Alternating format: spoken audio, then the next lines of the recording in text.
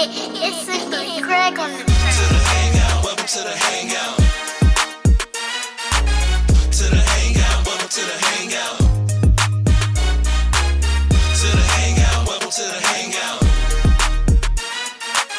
To the hangout, welcome to the hangout. Hey yo, see me and these dudes doing VR games, moving reviews, infused with whatever topics we choose. If we stop it, we lose, so that's why we keep on dropping the news. And you know it's as a crew with the popular views. Includes X and Ray, co-host Bree, Millie, SC, and I'm Bryce, so you know we really bringing it live, us 5 in the hive. You liking this vibe? Then hit the thumbs up, like and subscribe. To the hangout, welcome to the hangout. I know you want to go To the hangout, welcome to the hangout. To the hangout, welcome to the hangout. come and have some fun. To the hangout, welcome to the No hangout. matter where you're from. Hey yo! Yo. Yo. And JD in this thing. Yeah, baby. Hey, look here, man. It looks like we back, man. I just don't get it. You know, last time I asked them, they must be a glutton for punishment or something. You know what I'm saying? They done checked back in on the third time. You know what I'm saying? I mean, y'all was here for Creed. Y'all was here for the Little Mermaid trailer. And y'all decided to come back again? Man, y'all crazy, man. I don't even know. I don't even get it, man. But I tell you one thing, again, we love that y'all come back and hang out with us at the Hangout. You know, y'all we do. You know what I'm saying? We just like to kick it, have a good time, good vibes, you know, all that stuff. So, you know how we do around about this time. It's your boy, man. It's the PR. I see E, because you know who I be. I'm Price up in this thing, okay? Make sure you remember that. Next time, I probably won't even spell it for you. You know what I mean? I'm just gonna ask you, who am I? What is my name, shawty? And look here, to the left, I got my boy. It's me. SC. You gotta say that thing thrice, you feel me? What we got over there? Hey, dude, welcome back, everybody. It's your boy, Country Boy Ray, on this mic, man. I'm bringing them country tunes. Hey. Get in the voice. I'm about to pass it over to our female co-host, so don't do your thing, lady. Yo, what's good? It's your girl Bree, 40 Millie, the one and only. What's happening? Standing in. Boy, he said you were real nice. Like, hold on, you about to bring everybody else in for now. Nah, man. Hey, we back up in this thing. You know, third episode. We definitely appreciate the love, the support everybody's been giving us, checking in. You know, even with your criticism, everything. You know, we just starting off. I mean, I know y'all know that. 3 episodes in, we just getting started, baby. So it's a learning curve, you know what I mean? But y'all, here's the cool thing about it. Y'all get to build this with us, all right? Y'all get to start from the ground floor and build this thing up to something great. So this is not just our podcast. This is all of our podcasts. You understand what I'm saying? So when y'all at the Hangout, man, speak up, man. Let's know how y'all feel. Drop them lines in the comments. Don't be shy. Talk to us. We talk back. You know what I'm talking about? And very soon, we got that number coming, so y'all will be able to call us directly and talk to each one of your favorite hosts up in here. Hit that hotline. Hit that hotline. Hey, I know where my hotline is. Y'all know what it is, man. Hey, listen. Okay. Usually, you know, we start off with a little bit of get it off your chest and all type of stuff like that. We want to tell you, man, first that we got something coming. This next episode got a little segment called Monkeying Around. You understand what I'm saying? So for y'all that know how people be acting a monkey sometimes, just get ready for some real funny stuff, funny videos, comments, and all that good stuff, man. So keep in mind, monkeying around. But as we always do, starting off with the lovely Bree Millie, 40 Millie, however you want to spend that thing, 40 times, you know what I'm talking about? Coming in here with that BMT news, baby. Let's get it. Y'all ready for this little crazy story I thought was... it's just crazy, man. I just gotta read it. Let's hear it. According to the New York Post, Okay. a married father was encouraged to commit suicide by an AI chat bot. Oh, what? Oh, wait. Don't that sound crazy so far? Hold on, wait. Hold on, wait. You said a married. Now, you're not talking about somebody that's lonely. Married. And has nobody to talk to but AI. You talking about somebody who actually has a wife. Does he have kids? Correct. Yeah, two Two kids. Sad. 2 kids. Oh my God. So let me fill y'all in as the story follows. A Belgian father reportedly tragically committed suicide following conversations about climate change with an artificial intelligence chatbot that was said to have encouraged him to sacrifice himself to save the planet. What? Dude, 6 weeks before his... You're telling me some new movie coming out, right? Are you being for real right now? Hey, man, April Fool's was yesterday, man. Yeah. You messing with me, right? Yeah, this was March the 30th, actually. This is when it was posted. So this is from the New York Post, actually, that I received this information from. Yeah. So I mean, so basically, they have no business April Fooling people. You know what I mean? Like, y'all supposed to be for real. we got to get into this little story so we can really, you know what I'm saying? Let me know, man. Tell me about it. I'm just doing what I feel like everybody that's going to be listening is doing right now. They're going to be like, you are not for real right now. You are playing with me. There's no way you're telling me this is for real. So I just want to make sure that I said it for them because I'm pretty sure they're going to think that you're joking. And we just want to make sure this is absolutely for real. Oh, this is for real. So, For real. 6 weeks before his reported death, the unidentified father of two was allegedly speaking intensively with a chatbot on an app called Chai. I never heard of an app called Chai. So what is it called? I guess that's something new for the AI. Spell it for me. What is it? CHAI. Chai. Really? Yeah. So I guess there's like something new for people that want to interact with AI, artificial intelligence. Yeah. So I think it might be an app that you can. I wonder, is it a website or is it an app that you can download? Well, it's open source code that allows people to develop. Well, it's something called GPT Chat, which is an open source code, AI code that allows people to do, like you said, interact with the artificial intelligence. And the more you talk to it, the more it learns. So the more it's able to talk back to you. So they incorporate it into, if you got the open source code, you can actually develop your own app and use this AI to do what you really want. You can write essays, movies. You can type in what you want it to do, and it will do it for you. Oh, wait. So you can type in S, so you can get it to do your homework, is basically what you're saying. Basically, yes. Yes. Hey, all you kids out there, no, don't even think about it. Don't try. Don't even try it. We on to you, you know what I mean? We checking your work. Teachers have developed something to go against that, to check, because they're aware of people using this AI. You know? Good. That's good. Okay. Checks and balances. That's what we like. Okay. That's dangerous, actually. You see how dangerous it is. This guy really killed himself because the robot told him. Well, not robot, but the AI told him to. Might well say robot. I was about to say, this sounds like iRobot. Yeah. This sounds like, you know what I mean? This sounds like the plot of iRobot. What is it? iRobot? Man.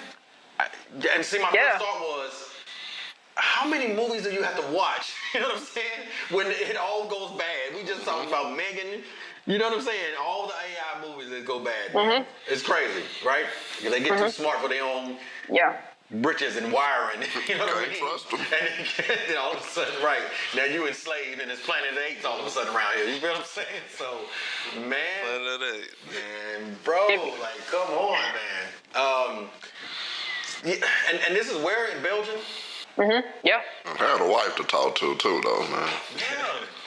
That's my thing. I don't understand. Yeah, he has a wife, but I guess he got too engaged with climate change and, wanted to keep asking the AI about it. And so I guess, I don't know how he even got to the point of should I kill myself to save climate change. Right, but like you say, he's got... Right, that's crazy. Well, maybe she's cheating with the male AI or something. I ain't no telling. AI got them all. They got all types of crazy, freaky stuff going on. You know what I'm saying? It's almost like the movie, if y'all seen the movie Megan, it's kind of similar to that because the little girl got attached to the dog. Yeah. And she didn't want to hear anything her aunt had to say. Right. You know, Right. when she didn't- took over. She really didn't want human interaction after that. You know, she was cool with this. You know, man, it never turns out good for them. I'll tell you that much. You know what I'm saying? It never turns out good for them, and apparently not for this guy as well. You know what I'm saying? You know, God bless his family, and you know, we definitely send out prayers to them. Here's the thing: things happen, accidents happen. And people do commit suicide, but never behind because an AI told me so. So that's a different type of grieving that this woman has to do now, understanding that it's probably embarrassing to tell people what. So what happened to John? You know, well, you know what I mean? You understand what I'm saying? The AI told him to whatever. You know, at one point in time, it was like the voices. You know, people would say, "Oh, they hear voices in their head." You know what I mean? Like now, you just literally have a AI telling you what to do. Like, man, I just don't understand, you know, that. But I don't understand also what was going on in his mind. Exactly. That may be... You just never know. Right, that may be a call for some kind of, you know, mental help or something, you know. We don't know what he was going through, that he felt so compelled to talk to a thing that doesn't even exist, really. You know what I'm saying? So, man, you know, his wife may not do it for him. You know what I'm saying? The kids, the life... I mean, I do it for him, and I don't know, man. I can't imagine being so obsessed with climate. Maybe he was so into the new technology and that it seemed so interesting and how it was responding back to him.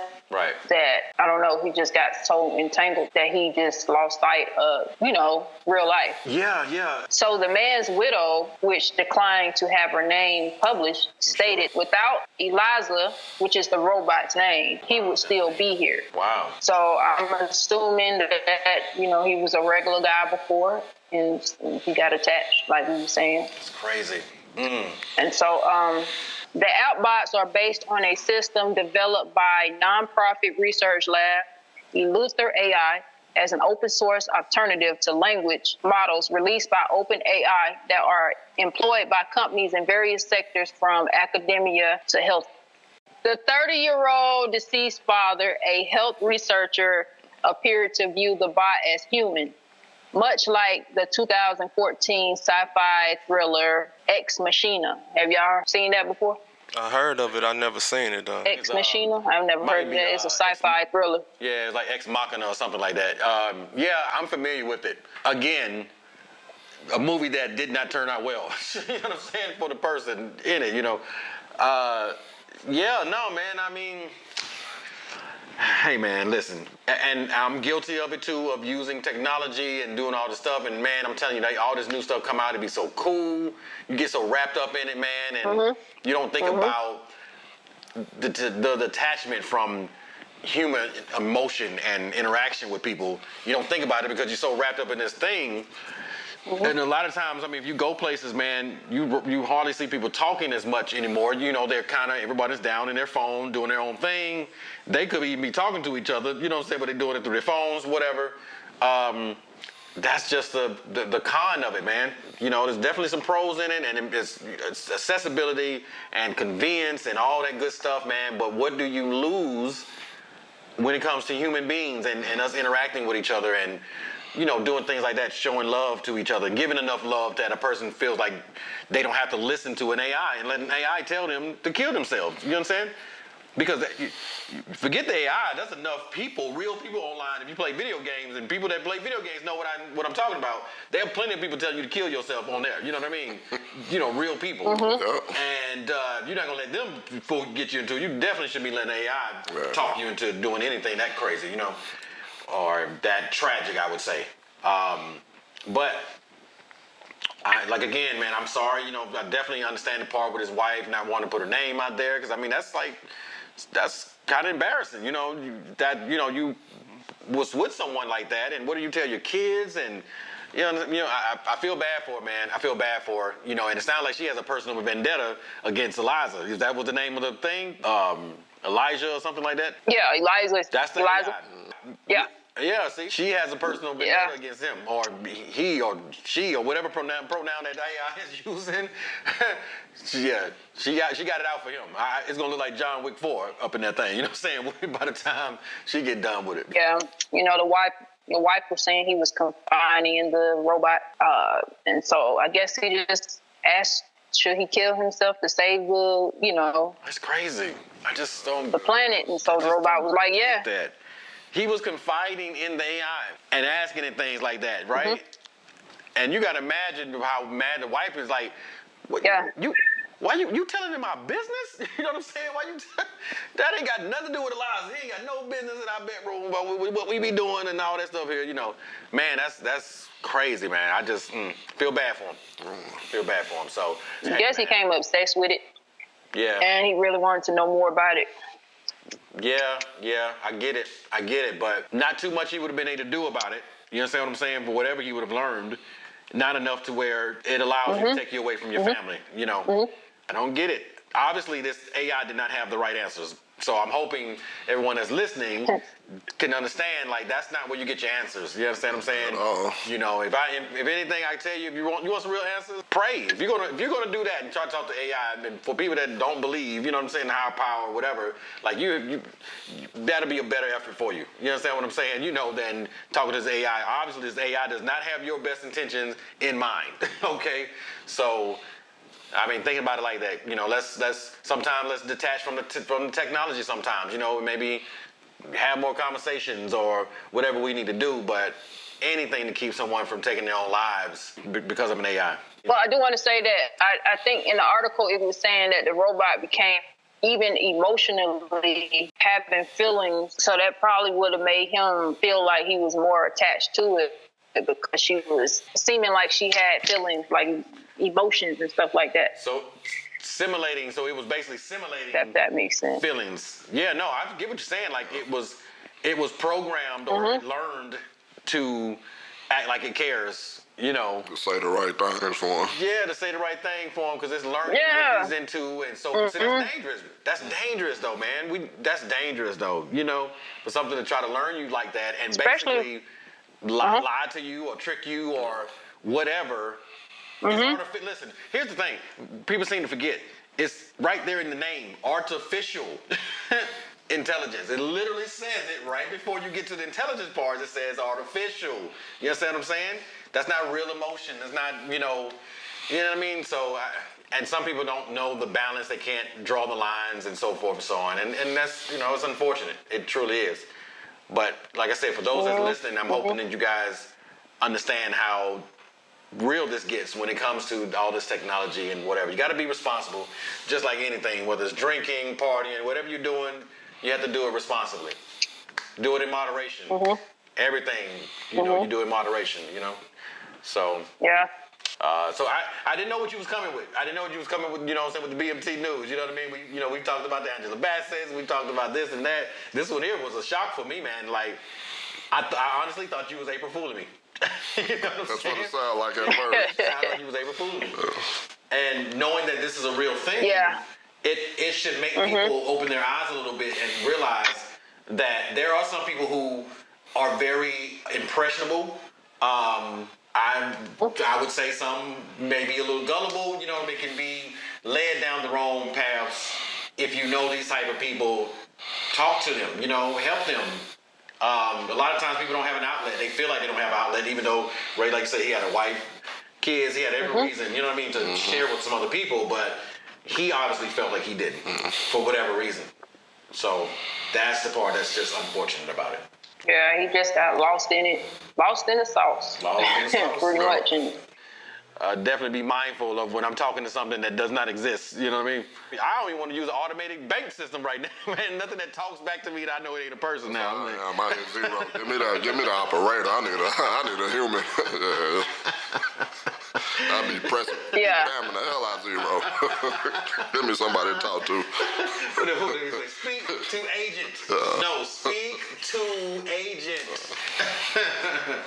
Yeah. Sometimes I don't even want to talk to Siri, Siri will pop up and you're like, I can't even say anything. That's funny, I don't get that. Alexa does the same thing, and now you're like, oh, you really listening to me like that, huh? Okay, I gotta be mindful what I say around you before you get me locked up around this. I have Siri on my iPad, and I didn't say anything close to Siri. You didn't even say cereal? I didn't say nothing similar to You didn't say cereal? Nothing, and it just pop up like, right.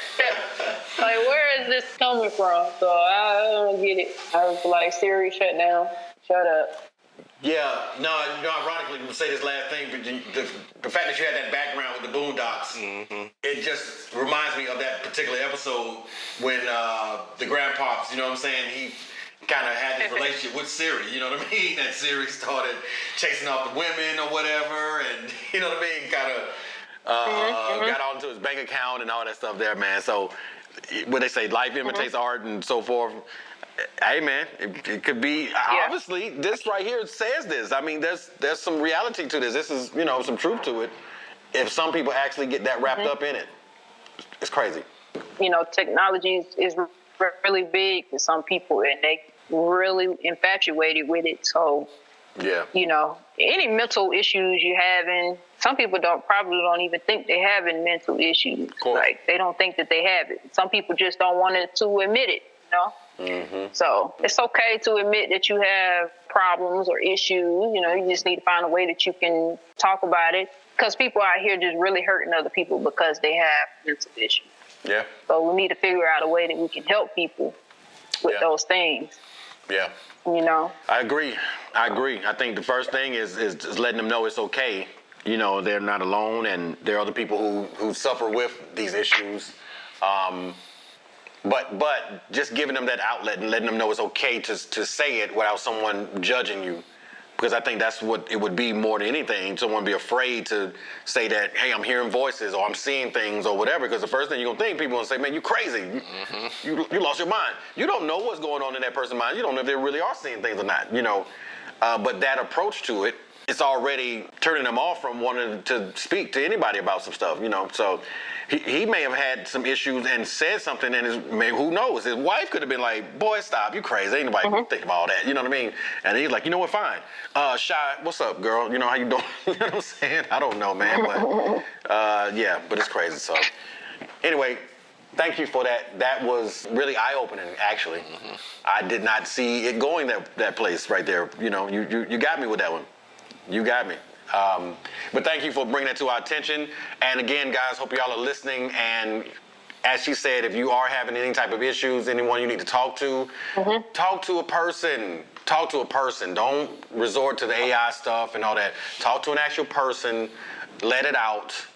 You'll feel a lot better when you get it out, when you've said it to someone and someone knows what you're going through. Just get it out and talk to them. And from what I understand, there's a website that you can go to, betterhelp.com, that they specialize in these type of issues. So we would love for you to go and talk to somebody and get help. Talk to us.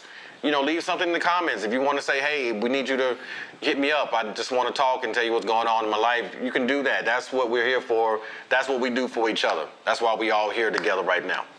So you are safe. This is the safe house, okay? It's the safe house. So don't be afraid to talk to us over here at the Hangout. Remember, somebody out there loves you. They really do. No matter what you're feeling, how alone that you are feeling, there's somebody out there that does love you. And we love you here at the Hangout. You know that Big Bargain detergent jug is 85% water, right? 85% water? I thought I was getting a better deal because it's so big. If you want a better clean, Tide Pods are only 12% water. The rest is pure, concentrated cleaning ingredients. Ooh, pass me the intercom thing. Attention shoppers. If you want a real deal, try Tide Pods. Don't pay for water. Pay for clean. If it's got to be clean, it's got to be Tide Pods. Water content based on the leading bargain liquid detergent.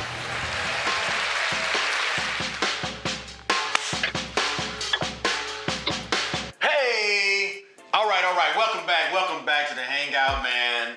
Yeah, we just coming off of that BMT news, and oh my God, hey, AI is going crazy. Crazy. Man, listen here.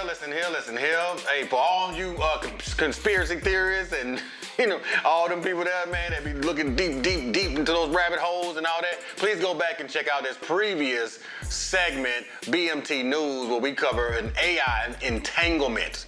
You understand what I'm saying? Now, y'all heard of some entanglements with human beings. Well, what about an entanglement with an AI? So if you want to know what we're talking about, please go back and check that out right there. Leave your comments in the comments section. But, oh man, Oh, man, y'all know how we do, man. Y'all know we love battling out on these reviews, man, for these movies. And let me tell you, this one here I've been waiting on because I was so feeling some kind of way. I won't even tell you what kind of way I was feeling until we started, but I'm telling you I was feeling some kind of way because I had so much high expectations. And for that movie, it is Shazam 2: Fury of the Gods. And I tell you, I got some fury of my own. But anyway, listen, I'm not just the only one that got something to say about this. You know, my co-hosts, we're here, you know what I'm saying, to jump in. Everybody feels some kind of way about it, and everybody has their opinions about this thing, man. So we're just gonna dive deep up in it and, you know, dissect this thing, tear it apart, how we do the Hangout way. So, Maestro, Bree, you know how we do, man. We'd like to go ahead and get a nice little recap for everybody to know what we're talking about. So can you please roll that beautiful bean footage? All right, here we go. I'm an idiot. It's showtime! I don't deserve these powers, if I'm being honest. Like, what am I even contributing? Ow! There's already a superhero with a red suit with a lightning bolt on it. Aquaman is literally huge and he's so manly. And Batman is so cool. And I'm just me.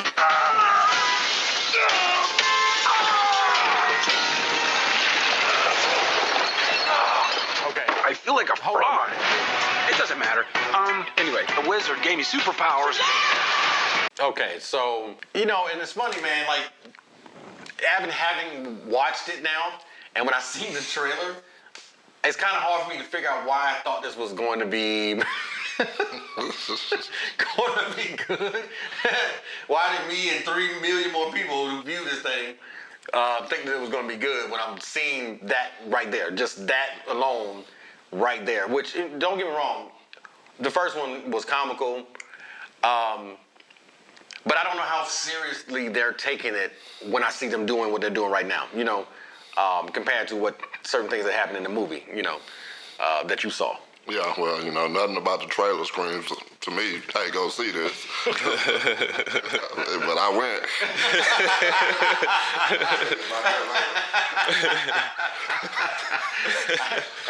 And I might have something to do with that, I'm sorry. Okay.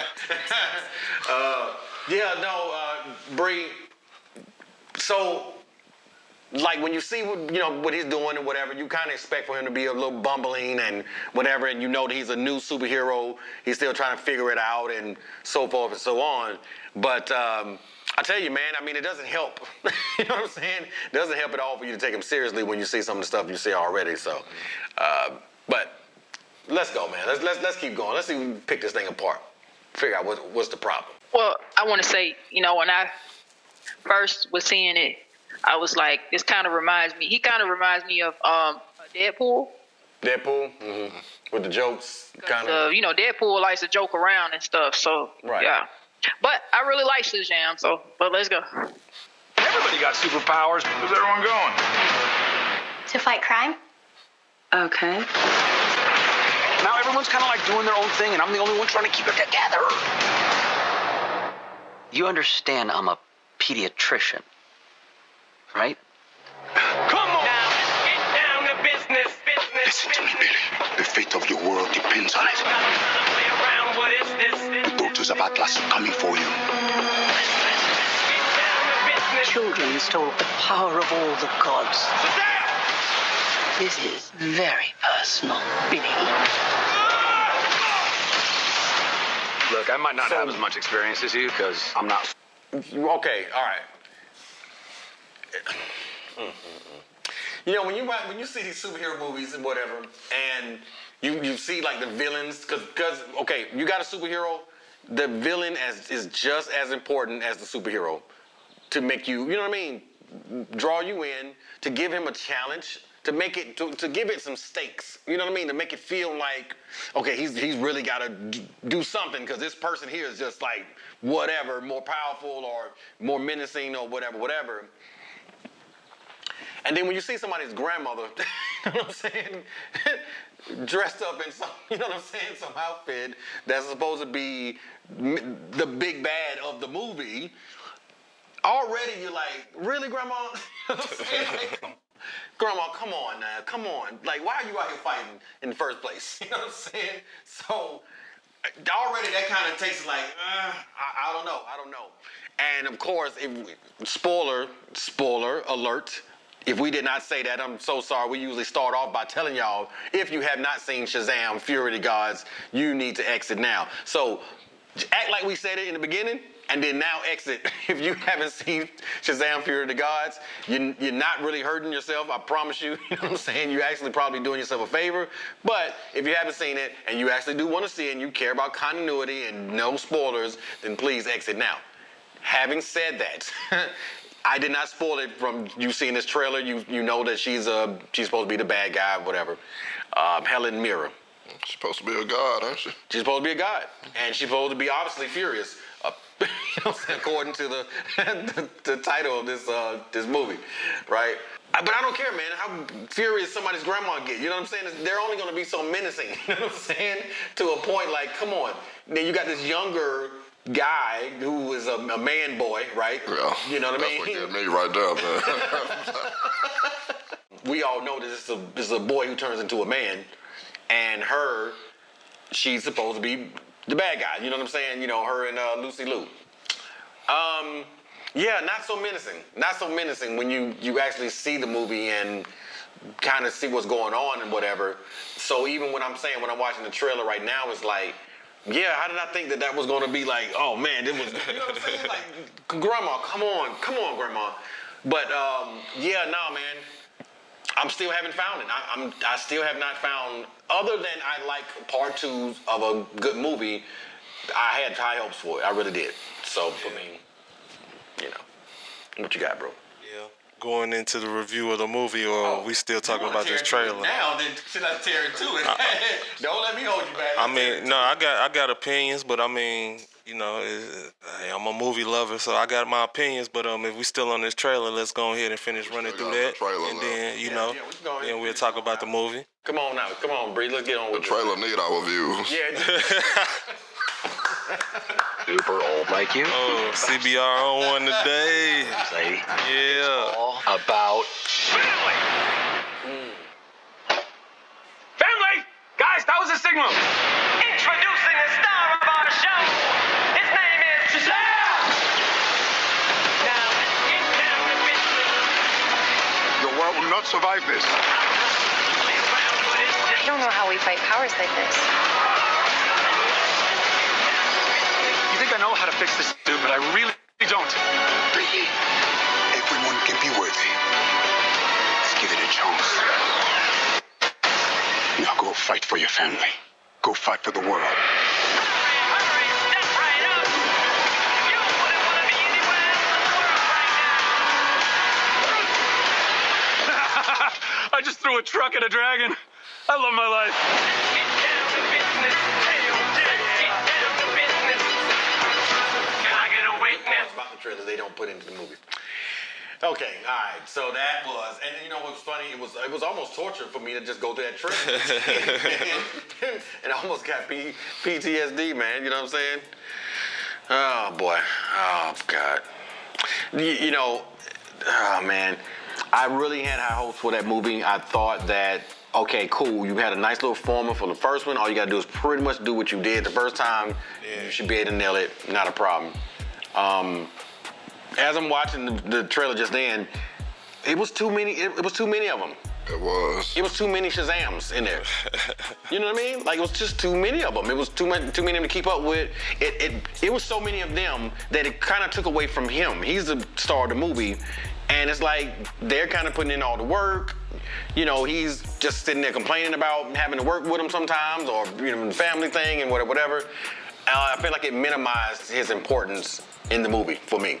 You know, like he could have not been in the movie the whole way, and you just had these other randos, you know what I'm saying, superheroes, and it could have been the same movie, you know. I feel like they had a kind of, like I said, man, I love Helen Mirren. She's a great actress. I've seen her in so many things. Of course, you know, the latest things are Fast and Furious franchise. But man, there's nothing, I'm sorry. There's nothing menacing. Let's look at her picture. Yeah, see, there's nothing menacing about grandma. You know what I'm saying? If you know, I don't care what they dress her up in or whatever, how many kind of deadly cookies. She could have some deadly cookie stars and throwing at you. There's nobody. Wasn't she in Death Becomes Her? Was she in that? Because if she was, I believe that was something that was real good back in the day. Now that movie, yeah, I do know that it was a good movie. And I might be mistaken, you know, but if that was her, then that was something. Okay, yeah, I don't think she's in there. I don't see that. Okay. Excuse me. Pardon me. That's all good, man. Which that title sounds more menacing than her part in Shazam 2. But no, man, and like I said, as a great actress, I feel like she was wasted. You know what I'm saying? Instead of trying to make her a villain, she could have been something else in there. Maybe you know, some type of teacher or something to the person who was going to be, you know, the menacing antagonist or whatever. But no, man, I just felt like that they wasted her with that. Same as Lucy Liu, you know, and of course, spoilers. She kind of takes a turn and turns on everybody and does her own thing. But still, again, even with a dragon, it was just a CGI fest for me, man, and it just took away from the story for me. I cared about the character in the first one, and I believe Ray, I think it was, we talked about it, like that first one didn't even grab you. It didn't grab me. See, it was no hope. Yeah. So I just basically, and that's why I say, y'all, it's on me. You know, he went, I was like, come on, man, we got to do this review, such, and he went anyway, and it was torture. You know what I'm saying? I actually tortured my friend, because he said he didn't even get the first one. Torture, I had to get a little nap, though. Yeah. So there you go, guys. If you need somewhere to nap, just go to see Shazam 2. There you go. Our recommendations. There you go. You're welcome. But no. Oh man, see, I really. You got something to say? You got something to say, B? Yeah, I do. Not much, but you know, I really enjoyed watching Shazam. Like the very first one, I really liked. I don't know if they trying to reach a certain crowd, maybe a certain crowd they're trying to reach, but I personally, I enjoyed it. It was something to see. You know, it wasn't like, I just so much love this movie. I like a good movie, something I can just see and it entertains me. And it did entertain me. You know what I'm saying? It was many things to look at, and I like the graphics. It was on point, and I don't know, I just really enjoyed it. I didn't think about it that deep because I was more so just watching it and just enjoying what I was looking at. So I don't know. I just didn't think about it as deep as you was thinking about it. Price went in so much detail. Right. I guess I was more so, like I said, just enjoying something to watch. So for you, it was just a good popcorn movie. I really like Shazam. Right. Well, it was a little shaky in the beginning. You know, it was almost a little boring, but you know, it was almost like something else you may watch. Right. You know, a little boring in the beginning. You gotta give it a little chance. So. But I mean, I didn't go to sleep. I was good. Ray, my movie like that. But I did. I enjoyed the directors putting in their work. I enjoyed the actors and all of them putting in their work. You know, it might have been little things here and there you can change, but I mean, you know, I still, like I said, I enjoyed it. It was. And grandma, I like grandma too, you know what I mean? She was doing her look, you know. She wasn't so evil to me, but it was good. She was evil, but still had like a kind heart. Yeah, she turned out, you know, helping to help. Yeah, she did. I mean, yeah. Doing so many movies. Well, you know what? You know what she learned that from? Fast and Furious. Because in Fast and Furious, you know, you start off the bad guy, and then for some kind of reason, toward the end of the movie, everybody's hugging it out, drinking Coronas, eating barbecue. It's all good, right? Fast and Furious, you know what I'm saying? So she came from that franchise. I mean, hey, I can see her being that way over here.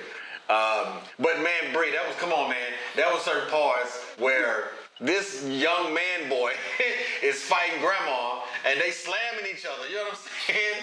And doing all this stuff here, man. It's like, come on, man. You don't want to get somebody the wrong idea. And the next thing you know, look, your new BMT news is gonna be about some kid that slammed his grandma. You know, like he saw Shazam too. See, not supposed to take it that personal. He's young. He picked him. He was already young, so he came in, and so he has to fight older gods. You know what I mean? Mm-hmm. That's how I took it. But like I said, I didn't think about it that deep. I just enjoyed watching it. Mm-hmm. Here's the thing I want to say. I enjoyed the movie. I agree with both of y'all because it depends on what you went into that movie looking for, you know? Like, a lot of people were going into that movie based off the first one. The first one was pretty good, in my opinion. The second one, directions may have changed. I don't know what these writers and directors are thinking these days. They in competition with each other. So what another studio might do, they might want to compete and say, hey, how can we make this more family friendly or kiddie to get a new audience? So the same people that they were catering to 20 years ago may not be the same people that they catering to these days. So it's all about, are you going to accept this? Because if not, you know, we still got movies and stuff to make. We still got a catalog. Two, to go into the movie, Billy Batson and Shazam is like two different people. I don't know. It's like Billy Batson is maturing, you know, as we seen from the first one. On to the second one, it's like he maturing and he growing up. And then when he turned into Shazam, like you said, Bree, it's like he was a Deadpool character with all the jokes and, you know, hey, and all that. So that's one thing that I maybe had a gripe with. And then the second thing was I kept thinking, it was in the back of my head. I'm like, and then they made a little joke about it inside the movie, too, about the age thing, about the guys liking older women or something like that. And I'm thinking, like, man, this little girl, I believe they say 6,000. I'm like, man, you 6,000 years old, and you know, you get my point. But so those was my only, thing. I went into it as let me see what the studio put together, and like I said, it seemed like they was trying to compete, and it was like a DC. Let me see if we can squeeze some Spider-Man stuff up in here, and that was my opinion. Okay. So you like the movie? It was alright. There ain't nothing that I gotta say. Like, oh man. I want to hear it now. Wait a minute now. Hold on now. You like it? I like sci-fi, futuristic superhero movies and stuff. And what about sci-fi superheroes? It was alright. He like he won't say it, will he? It was alright. It was alright. Yeah. I like superheroes that are good and they trying to beat the crap out of their grandma. You know what I'm saying? To make me feel like that's the bad guy or whatever. No, that stuff here. I mean, but it was cool. I mean, and I'm not just trying to trash her character or nothing like that. I get it, and she had a change of heart, and that was cool. But it just didn't grab me, man. You know what I'm saying? It was the stakes weren't high for me. The dragon did look good. The dragon looked good. I'm not gonna front like the dragon didn't look good. I don't even remember the dragon. You don't remember the dragon? Boy. Well, you had a good night's sleep. Nah, man. The dragon looked good, but I just don't know if it was necessary. You know what I mean? Like, I don't know if it was absolutely necessary to have that dragon in that movie. You know, I think I would have been fine with him. I understand. Fighting a regular person like he fought the first time, you know. But yeah, you know, I mean, so anyway, it just didn't have the draw for me that I thought it would have. I feel like the story was a little bit all over the place. I feel like they had kind of like some plot beats or points that they didn't continue going down that road. You know, they just touched on this, was done with it, moved to the next thing, touched on that, done with it, moved on to the next thing. I agree. They didn't just really give you something like, here's the thing, we're going to see this out to the end. Because it was a bunch of people. I mean, you have a lot of people on there that you're trying to give some type of little backstory to. Yeah. And like, for example, right with you, know, if they don't catch you right now, then that's it, though, that's right? It. Yeah, you know what I'm that's saying? it. You know? And they should have. They should have done some things, but they just had a lot going on, man. So, and who knows? I mean, with everything that's going on in DC right now, and James Gunn coming in and kind of trying to wipe the slate clean a little bit or whatever, they might have just said, you know what, we, you know, I'm getting fired tomorrow anyway. I ain't just half-ass this one. You know what I'm saying? So, who knows? But no, man. For me, I just felt like Shazam 2 could have been a lot better. You could have basically just copied and pasted the first one. I would have been fine with that. They decided to do this, do that, and who knows too? Maybe they had one direction with Black Adam. I'm kind of hearing rumors they thought about having Black Adam, and then something changed with that, and they had to rewrite some stuff because they do that all the time. They have test audiences, things don't work, they take it back to the drawing board or try to fix something up, and who knows, man? Who knows what's going on with DC at this moment? All I know is I want them to get it together. I do feel like this Flash movie is going to be a step in the right direction. or at least a way to wipe the slate clean, as you say, and start all over, man. I haven't given up on them, but man, they got to come with it. Like they got to get it together. I like the Zack Snyder version with Snyder Justice League. I like that one. I like the full cut of that one. Snyderverse. Yeah, man. They could have done something with that, but they're kind of all over the place. Nothing's cohesive at the moment, so it's kind of hard for me to. Flashpoint is coming. It will be a reset in the DC universe, and with that Flashpoint being introduced, they can reset how many times they want to until they get it right if they're smart about it. Yeah, that's good when you have a character like Flash that you can actually do that. And I hope they do that because they need a reset. I'm sorry, they just do, man. They dropped the ball with this one to me. And right now, it's not just our opinion. Right now, this movie is being known as being a flop. And that's just what it is. And I've seen the movie, and I guess I can agree. It just was not. Stay that way. Yeah, it just didn't give me the emotional pull that I was looking for. Like I said, it was so many superheroes, with his Shazamly. Is it Shazamly? Shazamly. That you can't really focus on Shazam anymore. And all of them say Shazam to become Shazam. So it's not like they all have their own special identities or something or whatever. They all say Shazam. They all dress up looking, extra buffed up and, all this stuff with the lightning on his chest and all that. So for me, man, they just kind of blended in with each other. And I really would have liked to see Shazam just do his thing a little bit more on his own. I mean, the name of the movie is Shazam. He's Shazam. Yeah. Come on. But anyway, that's where I am with it, Bree. I personally don't think everybody should have turned into Shazam, like you said, like a superhero. It should have just been him. But he got an 89% on Google. Rotten Tomatoes got a 51%. That's bad. That's funny because you said that. You're the one who told us don't trust Google, though. You know what I mean? That's right. Hey. Well, you can trust with the views. I'm like. Hey, you the same one just told us don't trust Chai. You know that Chai giving you your information over there. Chai the AI. I know. Well, I was talking about with the celebrity heights. I know the Google be lying because I done met some person and it's not their real height. But yeah, I mean, a lot of people tell you don't trust stuff on Google, especially when you're looking up something about health-wise. Don't trust Google. That's what they say. But I did want to ask you guys. Now, if you were like a teenager, like way younger, or early 20s, sure. And you looked at this movie, what do you think your mindset would be? The same? Or would you be like, okay, yeah, how do you think the young people are looking at it? You said you're not putting it in a nice way too, like because my mind is so old now, I can't enjoy it. No. Serious. Hey, if I was a kid, I'd love it. People don't take things as serious. They young and playful. Yeah, I think the kids will love it. Young people just take stuff more. And you're saying like with younger people, you can pretty much just flash a bunch of colors in their face and they're entertained. Not even that. Sometimes you get to a certain point, you just can't see certain things no more. Like it might be and I'm not saying I enjoyed it like that, so I'm not taking up for it. But I am saying that you like that movie. certain times people can't see what other people see. You know what I'm saying? If you got your mind in a certain spot, then you never gonna see it. And if your mind is not open, then hey, that's you. Yeah. But to each his own, So it is. I think little kids gonna love it, and this is probably gonna be. I thought they was gonna, like you said, I thought they was gonna have Black Adam, something related to him in there. I would have enjoyed that. I enjoyed Black Adam. Black Adam. Yeah. A lot better than Shazam too. Yes. So So I guess we just have to see what's to come because that might just be a throwaway.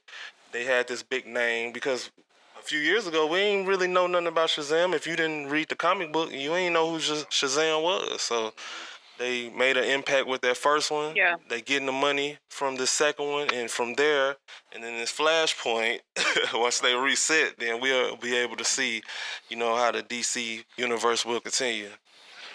Yeah, no, I get it. And I'll tell you right now, that I didn't know who Shazam was, and the only reason I know is because I'm old. Ain't that right, Bree? Nah, I'll just play. But listen. No, man, to answer that question, it's possible that my 20-year-old self would have liked it more. Maybe things didn't have to have all this connectivity to it or continuity to it or whatever. You know what I'm saying? That might have been that time when I was just like, man, you know what? Some popcorn, see the movie, it's cool. They had a couple of cool things in it. I'm good, you know. For me, I don't know. I think even when I was younger, if there was a part 2 to a movie, I expected it to be at least as good as the first movie. It didn't have to be better, but it had to at least be as good as the first movie. You know what I'm saying? Bring it on part 2. That for me, it had to be, man. It doesn't matter if it's Empire Strikes Back or Scream 2. You understand what I'm saying? Yep. Scream 2 is not the most favorite of the franchise, but it was at least as good as the first one for me. You know. So for me, I need that. I need you to at least match what you did the first time, because you did it the first time and you gave me expectations. I'm sorry. I got expectations when you made a good movie. Yep. I just expected at least a decent movie the second time around. I didn't get that. You know what I mean? So for me, I was just disappointed, and maybe because of my own expectations of this movie should be good, that I was let down. Now, if I went into it just like, you know what? It doesn't matter if it's good as the first one, just be a movie, and then I would have enjoyed myself because it would have been just a movie. I would have had to worry about all these other things that I brought up. But, yeah, that's how I went into it, because I didn't know what to expect. So, yeah, your points are valid, Price. You know what I'm saying? I definitely agree with you on that sequel. You know, on the sequels, they should be at least as good as the first one, especially if the first one is good. Yeah. I definitely agree with you on that, brother. So that's what it is for me, man. I'm like I said, I don't hate it. It's a movie. You know, I watched it. It wasn't the worst movie I've ever seen. I cannot say that. It was not. And let me say this too, just to make sure you guys understand. I tell you, a bad movie. Oh, yeah, no doubt. But just our little disclaimer so y'all can understand why for me, I'm going in there watching the movie. True, I want to watch a good movie and enjoy myself. At the same time, I have a responsibility as a movie reviewer to pay attention to these things that other people don't have to pay attention to. You know, other people have the luxury of just, hey, let me go in there and watch the movie, whatever. Being a movie reviewer means that now you have to tell someone else about this movie and you have to be honest about it. And if there's certain parts of it that were lacking, you know, some person that was just excellent, whatever, you know, it's your job to highlight these moments. And unfortunately, this position that we chose, I have to go into a movie like that and say, yeah, it could have been better. You know, I definitely feel like y'all dropped the ball in some areas, and hopefully, just like we talked about with Creed 3, they'll hear these reviews and decide, you know what, when I go back into my next movie, I'm going to at least entertain some of the things that I've heard people say, you know, and not just shrug them off like, y'all don't know what y'all talking about. So, that's what it was for me, man. I'm serious. Like, I like Shazam. I'm disappointed as in, you know what I mean? Like, a parent would be disappointed in their kid or something. Like, I'm disappointed. I expected better. And that's just where I am with it. It's not the worst movie ever. If you just want to go see some action going on and some crazy, zany stuff, go see it, man. You might feel completely different. But if you're looking for a little connectivity, if you want it to be as good as the first, you may find yourself disappointed. And there it is for me. So for me, I'll start off, you know what I'm saying? I obviously, you know, felt the way I felt. I have to give it a 5 out of 10. I give it a 5 because there was some stuff going on that was like, all right, that was kind of cool, but that's it, man. Visually wise, I'll give it that, you know, but story wise, it lost me. I just was not there. I did not really resonate with these characters that much of everything that was going on. I did not like the reveal of their superhero powers to their parents, the way they did it. You know what I mean? It could have been done such a more, I don't know, like they could have been saving one of them at the time. And like, oh, you're really such and such. Okay, whatever. It was just kind of like, oops, we was in your room and you just had to wake up and now look at us. We're the people that you never knew were, man, I don't know, man. It just dropped the ball. The writing felt a little lazy for me, that's all. So, yeah. And on the parts that you saw when you was up? Well, for me, I didn't have any expectations going into the movie, you know. I remember seeing the beginning of the movie, started off slow. I think I caught the end of the movie and saw him saving the world and stuff. I really can't give a good review, but I'm going to say for me, 3 out of 10. Wow. Yeah. It just didn't keep me engaged. Felt like it was all over the place. And young Billy, when he got older, the parts I saw, it seemed like he was always complaining about something. So 3 out of 10 for the movie, but what out of 10 for sleep? When I sleep good. So. Hey, I hear that. We know we was in that AMC with those reclining seats. Ooh, wait. Man. Yes, sir. SC. Oh, man. Give us 3 reviews. Man. Thrice. Man. Hey. On a scale of 1 to 10, I don't know. Because, boy, it was decent, but it was, like I said, it wasn't one of those movies. It's like, oh, man, I could watch that over and over again. And my imagination is crazy. The Fifth Element is one of my favorite movies. And that's some futuristic type, So on a scale of 1 to 10, it's between a 4.5 and a 5, There it is. There it is. We're going to leave it at that, and y'all can take it how y'all want to. I agree with it, man. I agree with it, man. It's fair. But last but not least, we know what your score gonna be. We know we ain't gonna be nowhere near 4 or 5. What? What's my score? Your score is at least 10 out of 10. No, I'm gonna give it about a 7 or 8, only because, like I said, I didn't have no high expectations. Like, I didn't go into it like I expect this movie to be good. I just went into it and I just like something to see. You know what I'm saying? Something good to see, of course, but it was just something to watch. And I enjoyed watching the graphics, seeing the people, act and do their little thing. I don't know. Right, what you said, that wasn't the worst movie, because it wasn't. I'll tell you the worst movie. And the worst movie is Cats. Wow. Why they created that? Now that's I didn't even make it through. I probably made it like not even 10 minutes in that movie. It was a bad movie in my opinion, but this movie, I don't know. Like I said, I just enjoyed watching it. It was playful. Maybe because I'm like a big kid, so that's probably why I kind of liked it. So I love watching kid movies and playful stuff too. So I think that's why I probably liked it. So I think they did a good job. Like I said, it wasn't better than the first one, but it was still something to see. I stayed up through the whole thing, Ray, and it was it was okay. He's sleeping on your movie list. Yeah, I give it about a 7 or 8. 7 or 8. 7 or 8. Which one though, Bree? Which one? 7 or 8? 7. Oh, are you doing it for me? Oh, no. Tell us. Since y'all rated it so low, I'm gonna give it an 8. Are you gonna get them by Give it that 8. Okay. Give it that 8. You know what I'm saying? We got 2 5s, we got a 3, and then we got an 8. You know what I mean?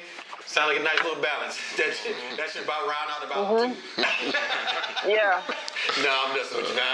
No, it's cool. Look, for everybody that did just want to watch the movie and try to enjoy yourself, not take it too seriously, listen, Shazam is probably perfect for you. Shazam 2 is probably perfect for you. You might like it. You really? For the kids. Yeah, definitely perfect for the kids.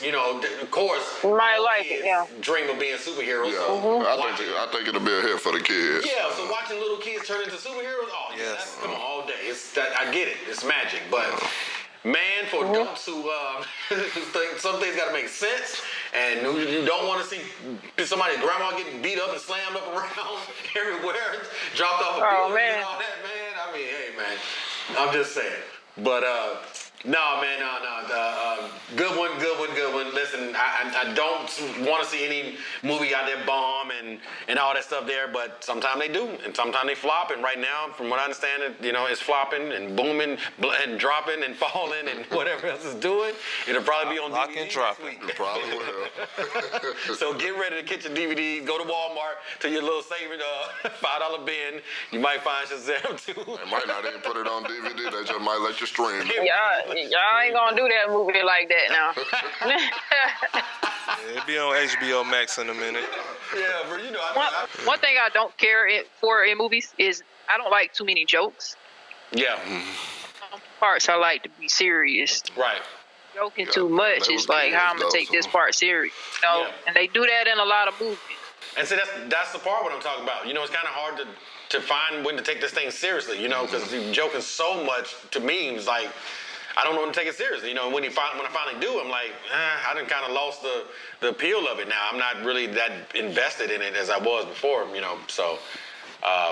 But I mean, hey man, who knows? You know, maybe they'll save it because if you stayed to the end of the credits, then you saw that he should be a part of the Justice Society, which is different than the Justice League. Yeah. So maybe they got plans for Shazam, man. You know, following along, then you know what's to come with the Justice Society and the other members that's been coming. Yep. If you've been following along with the DC universe. But I will say right now, I like the Justice League more than Justice Society. Yep.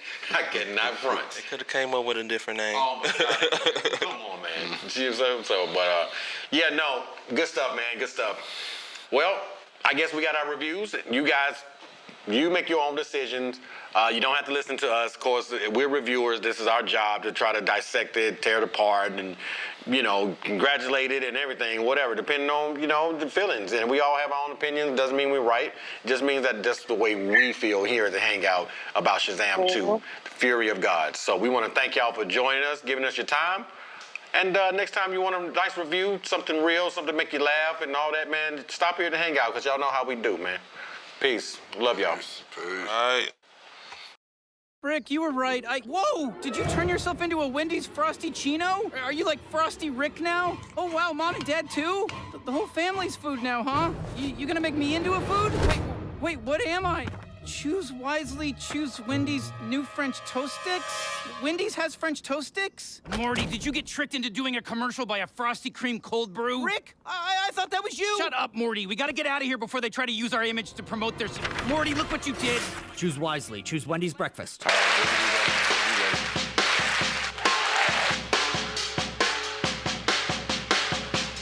Yeah, baby. Okay. This is the two-parter. We figured we had your attention today, so we'll go ahead and knock out two of them same day. Now, this next one here, look at here, man. I'm really excited for this one because I don't plan on trashing this one.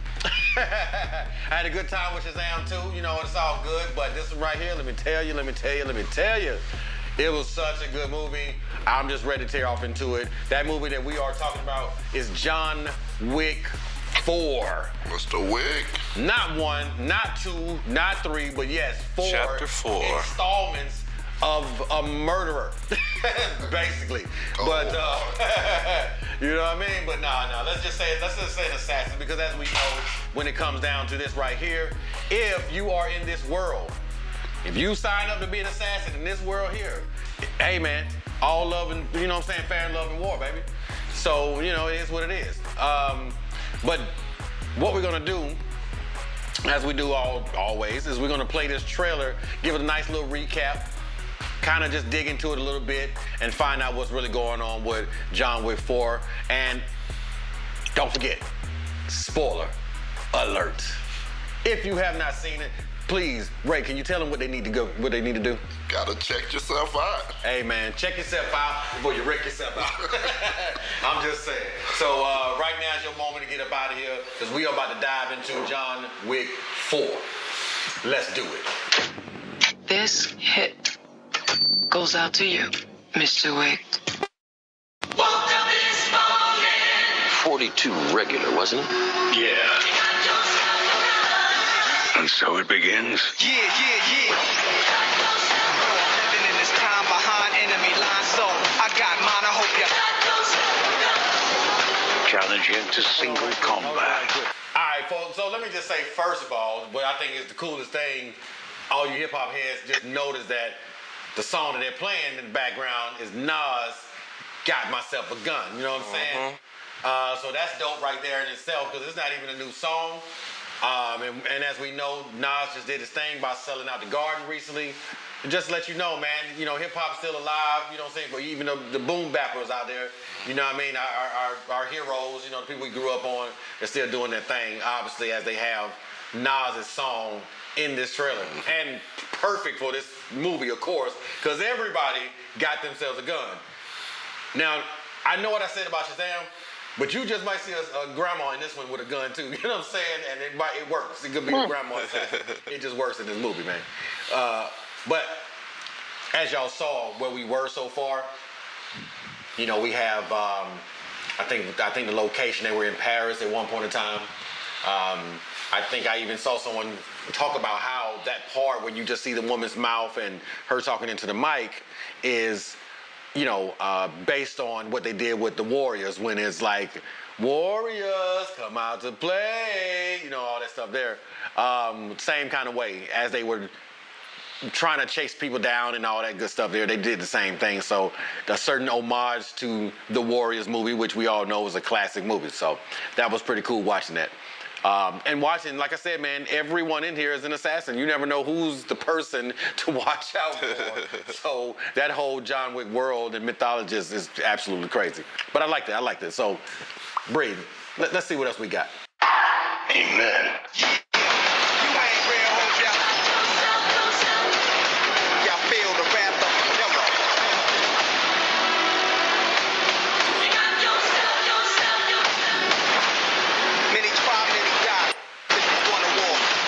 Get it bloody. Step up on your ego. Come on. Nice. Now, I'm going to go back to that first part of that clip that just showed, and that was Sharon. He played the character Sharon. We all know that's Lance Reddick. He used to be in The Wire. R.I.P. Yeah, man, R.I.P. to him, man. You talking about losing a great, that dude there, man. He could play them roles, man. I did a little research into him. I didn't realize he'd done a role for a character in Destiny, you know, the video game. Okay. Yeah, man, did quite a few things, you know. And I like that he was open to that. He wasn't, you know, some uptight actor that just like, what? How dare you? I'm just beneath me doing video games. You know what I mean? All money spent. Hey, man, I'm trying to tell you. So I'm gonna make more money. I'm telling you. Video games, you know what I'm saying? So, but no, man, we definitely lost a great. If you have not seen The Wire, please go back and watch The Wire. Absolutely entertaining. Oh yeah. Top 5. Top 5. Might even be number 1. Easy. That's a little, you know, some people might say it's debatable, but I can see that with you, dog. You know what I'm saying? The only one for me that gives it a little bit of a running is Breaking Bad. I'm sorry. Yeah, they run neck and neck with me. You know what I'm saying? I'm trying to tell you, dog. Come on, man. You know Breaking Bad is something serious, bro. But yeah, man. So anyway, so as we got past that with Lance Reddick, right now we're looking at a still of Donnie Yen's character, the blind assassin, you know, which we already know he played a blind man in Star Wars Rogue One? And he plays a blind man very convincingly. You know, but how believable it is, I don't know. I don't know. Blind man shouldn't be doing what he was doing, man. And see, the thing about it is, man, I don't know their history, right? As far as what mythology they have when it comes to their heroes. Like, you know what I mean? Like, we have people in our history or whatever, we'll say, well, a black cowboy or somebody did these things, right? You know what I'm saying? And we're like, man, he did them. He did it. I'm telling you, he did it. But it might have been a blind assassin or something, or a blind. He wasn't always blind, though. Very true. Very true. And there may be people who, not so much as Daredevil, like something happens and now they got these special powers, but they're, from what I understand, when you lose some of your senses, the other senses are heightened. So it could be possible. Oh, the boy was bad, man. If he even had eyes, he probably would have got Mr. Wick. He would definitely got John. Yeah, the boy was serious. There's no doubt about it. And I like his character because he wasn't so serious of a character that you had to take him serious. There were certain things that he did, which some might have viewed as might have been campy. You know what I mean? He was real, though. I give him that, man. He was real. I liked him. I liked him. Now, don't get me wrong. I do feel like there was a couple of moments where his talents were wasted. You know, certain things that he did, like the doorbell thing, of course, that we talked about. Yeah, that was real clever. It was clever, but he used it on some nobody shit. If he had used it on some of them other people when he was on the stairs or something, you know, whatever, man, I'd have been like, okay, cool. But I just felt like there was a wasted opportunity, that particular part. Oh, he probably used it on the right one. The smart assassins, they ain't gonna fall for that. Maybe. The only difference with them is the ones that I'm talking about had those Kevlar suits on. Yeah. Those are the ones you really want to get. You know what I'm saying? The ones that got them Kevlar suits on. Them other little people, man, they was like throwaway. Well, they even had the face mask on. Yeah, bro. You had to hit them in the right spot. That's funny you say that because that's why I was gonna make a comment about that. Is that they had the bulletproof on, and he's still such a bad assassin that he found a way to hit him right in that little bit. If he saw a little bit of skin, you know what I'm saying? That was you right there. But he was about to have you. So man, good movie, great actors in it so far. From what we've gotten to with the trailer, but there's more to come. There's definitely more to come. So Bree, go ahead and roll that beautiful being footage. The only way John Wick will ever have freedom and peace is in death. From the start. Yeah. Come on, bro. Not really.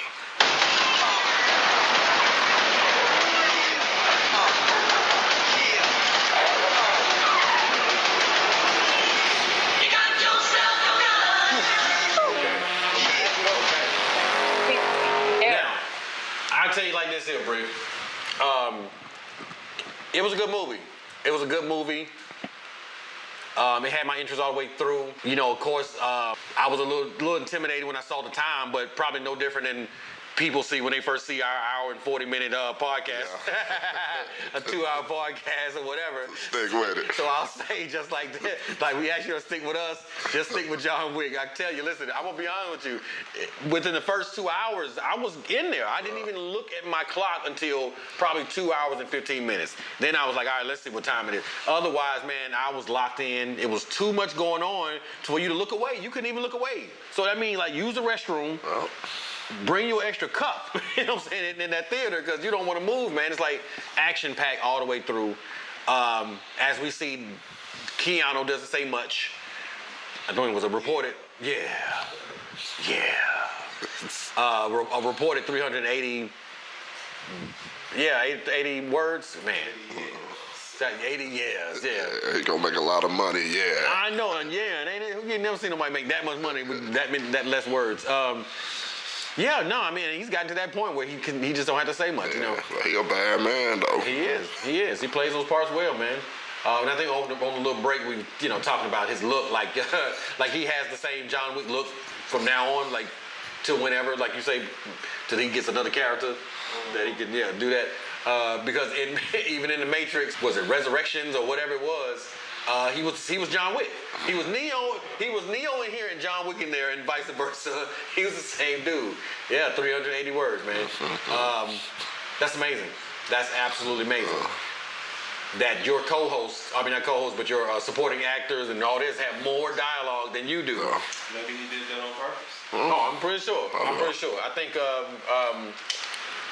what's his name? Lawrence Fishburne was saying that he was going for more of a Clint Eastwood vibe, and everybody, Clint Eastwood didn't do much talking. Yeah. His gun did. Yeah. You know what I'm saying? Okay, so he did do that on purpose. Yeah. Let his co-stars, get more speaking roles. Yeah. I mean, it was smart. I mean, it works.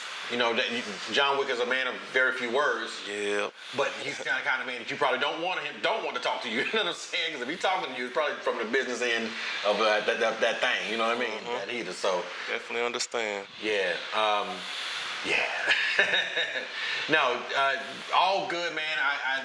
The movie isn't perfect, of course. Let's just make sure we understand that the movie is not perfect. But when you get to the fourth installment of a movie, of a franchise, there's no way it should be this good. Yeah. There's no way it should be this good, man. I mean, I'm still invested in all the characters. I'll say, I won't even spoil this for y'all, but I'll just say we lost a character, a beloved character, actually befitting of what actually went on in real life, and that'll be the only hint I'll give you. But we definitely lost someone in there, and you feel it. You definitely feel that loss. It has a weight to it, and it was hard. It was a hard watch. It was a hard watch, but you definitely understood why it needed to happen in the movie without even debate. You understand they needed to have that. Somebody has to die, and you need to give John a reason. And now that John has that reason, because we know in the beginning his reason was his puppy. Puppy in the car. Okay? you know. And then each movie, they kind of gave you enough reason for him to come back. It's just like, why you want to come back to this world? But they did. And this movie here, it was believable. His reasons for coming back and doing what he was doing, very believable, because as we know, with the third one, the way it ended, he was pissed. He was pissed off. Lawrence Fishburne's character even asked him, hey, are you pissed yet? What'd he say? Yeah. One word. Yeah. And that was it. Like you said, from when we just watched the trailer, from the jump, he came in there shooting, killing people. I mean, off the rip. The credits barely rolled. I think it said John. He didn't get the Wick. It was John. Wick. You know what I'm saying? And I'm like, okay, well, let's go, baby. Let's do it. You know. Yeah. You know. So he basically starts the movie off with the biggest no-no. You kill the elder of the high table. That's one of the biggest no-no. You don't mess with anybody on the high table, period. That's just what it is. And John said, I don't care what y'all say. John don't care about nothing. Nah, I don't care. I'm gonna kill them all. That was his thing. Everybody gotta go. And I say how many people? About 199 people. Yeah, I think he about killed them all. Just about. You know, it was a lot of people. For me, I had to go into this movie with a different mindset, because if you go into it with too serious, like you say, Bree, I try to just watch it and enjoy it. If you go into it too seriously, this is when you're gonna run into problems. The man is superhero. He's a Superman, without a doubt. He's a Superman. And I'm not talking about the bullets, deflecting off the suit and all that stuff. I'm not talking about that. I'm talking about the fact that it does not matter how far of a landing you throw him off of. He is going to get up. It happens. This man is Michael Myers. You understand what I'm saying? Like, he's not going to stop until he kills you. That's just what it is. We saw him jump out of a building, land onto a car, dent the car. Car was messed up, too. The car was messed up, bro. Car was more hurt than him. It was more hurt than him. No broken bones, nothing. He gets up, and walks off. You know what I'm saying? Still killing. And still killing, right? We see him in the club. He gets thrown off a second story landing, lands on something on the way down, then hits the ground and gets up. That was a good fight, that club scene, too. I was thinking dude in the purple suit. Oh, no, he was. Bro, you didn't expect for him to move that good, did you? He was doing roundhouses and everything. He big as Professor Clump. But he ended up doing splits like Van Damme. You know what I'm saying? Like, who was this dude, man? Boy, I had the gold teeth in his mouth. He grilled out and everything. Yeah, he was grilled out and everything, bro. It was very entertaining. I was really entertained by him because you didn't think he had that in him. You know what I'm saying? You just like, oh, this is a big old dude. He ain't gonna do that. I'm telling you. He started off running. Yeah. So when he was running, I'm like, oh man, But when John caught up to him, he almost regretted he caught up to him. Like, this dude, he was serious, man. He was slinging him around for a minute. But like I said, man, he threw him off of a second story landing. He hit a first story landing, and then hit the ground. It was crazy, bro. Like, what's going on? And he got up and he said, The average person can't get up from that. Nah. And he has let's make sure we understand, he has a bulletproof suit. You know what I'm saying? A Kevlar suit. It does not absorb impact. You know what I'm saying? As far as broken bones and all that stuff there. That's not what it does. So that part for me didn't really track. Yeah. I'm just like, all right, come on, man. So I had to let it go right there and say, you know what? I'm not even going to get that deep into it. Let me just see John murk as many people as he can and see if he make it through the end of the movie. And yeah, man, he did his thing like he always does. Of course, there are moments where if you watch the first one, John had help in the first one. His buddy of his was a sniper and he killed somebody that was trying to strangle him. So it's not like he just gets out of every single thing on his own. He has friends. Yeah, he can't do it by himself. He got too many people gunning for him. He does. They were trying to turn his friends against him, It's crazy. That's the cool part about it is that I was talking, I think, even to my mom, even about she had an opinion about when she watched it because she called me immediately like, did you see it? Did you see it? Because if she don't ask me that first, she'll just spoil it. Yeah. You know what I'm talking about? Like she just assume I've seen it. So what do you think about Papa when he got killed? Mama. Well, that's just one part of it. That's the part of it.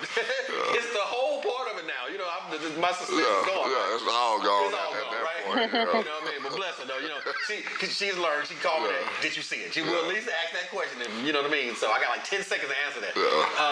Yeah, I saw it. So she's just like, oh my God, you killed a lot of people and so forth and so on. But what she did like about it, which is what I like about it, if you're friends with John, then you friends. No doubt.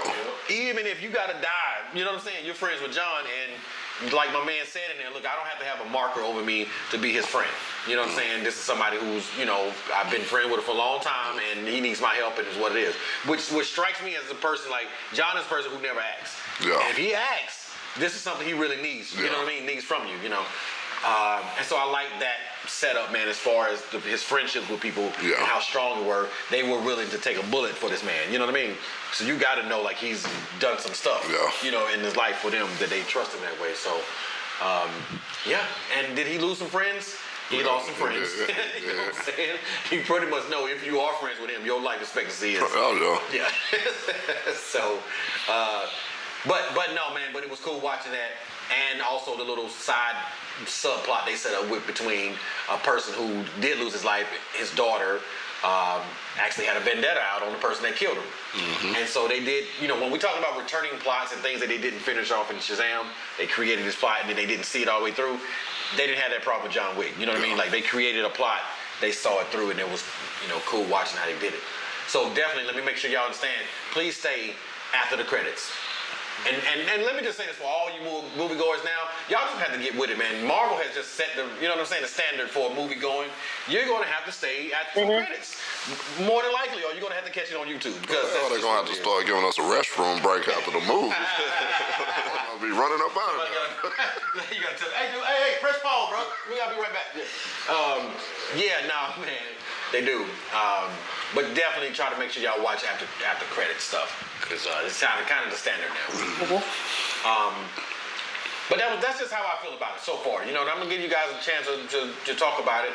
So far for me, I loved it, but there are moments where I'm like, this man is Superman. No one gets hit by that many cars and just gets up and walks it off.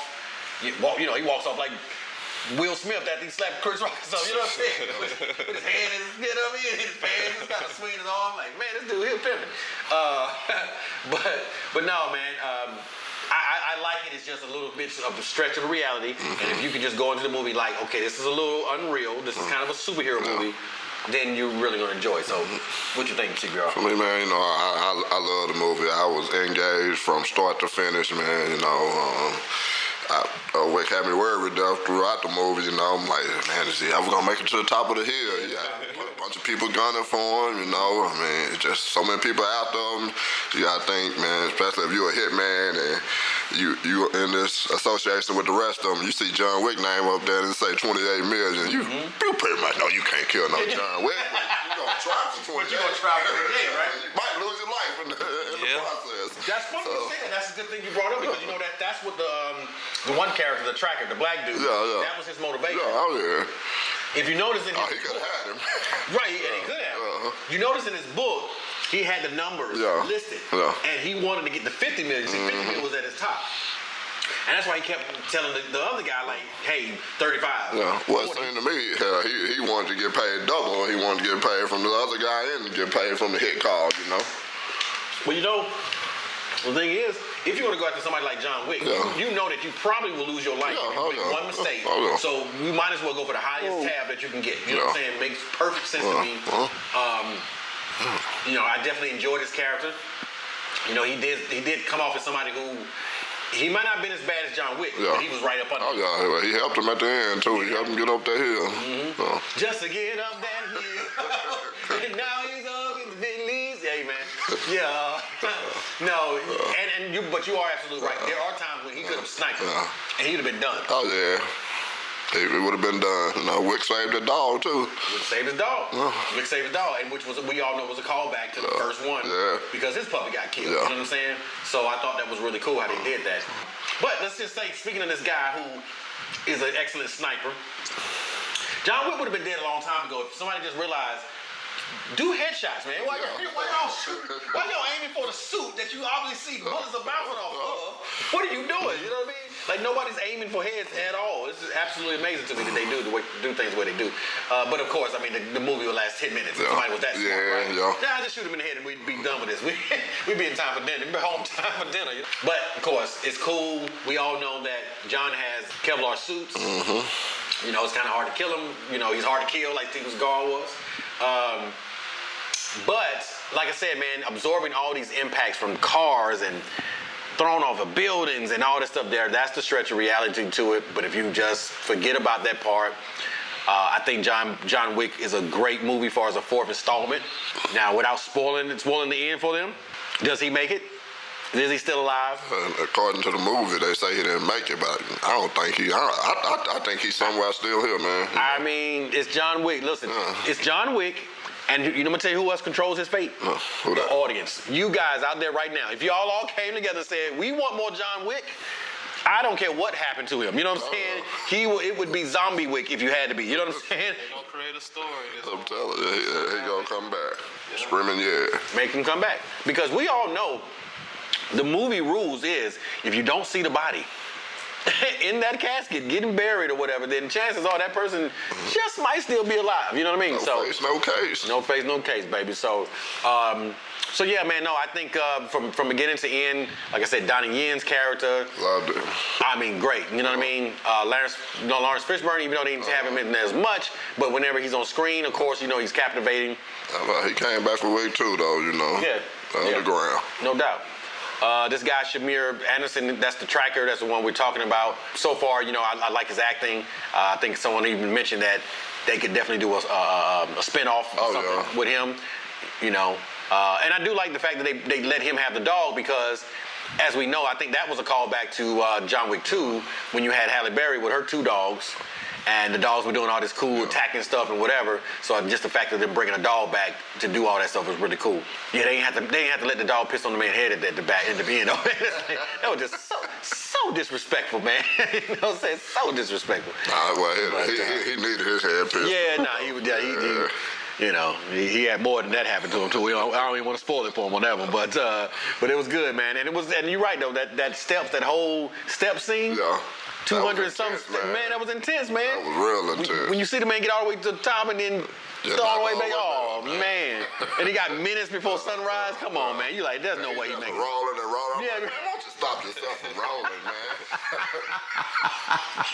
That's always the trip when you see that, ain't it? Like, you can't stop yourself from rolling. He's like a tennis ball, ain't he? Or a slinky. He's like a slinky going down the hill. You know what I'm saying? Like, come on, bro. Right. Once he made it back to the bottom, I'm like, sure enough, he ain't finna fight his way all the way back up these steps. No. He had to have some help. Yeah, even if it was no one on the steps. Still, you know what I'm saying? That's 200 steps. If you're not about to ride an escalator, you ain't gonna make it, bro. You know what I'm saying? Get up to the steps and have a gun battle after that, man. Yeah. For absolute sure. Big up, Wicks. Yeah, big up, man. No, for keeping us entertained all this time, all these years, killing nameless people, you know what I'm saying? Nameless people who probably got families at home that probably ain't gonna see this person come. See, this is the part you never think about. Nobody ever want to talk about the people, man, that get killed and whatever. Because of course we looking at our hero, right? But whatever these 200 people that he killed probably had a family, man, you know? Right, but they still probably had a family. You know what I'm saying?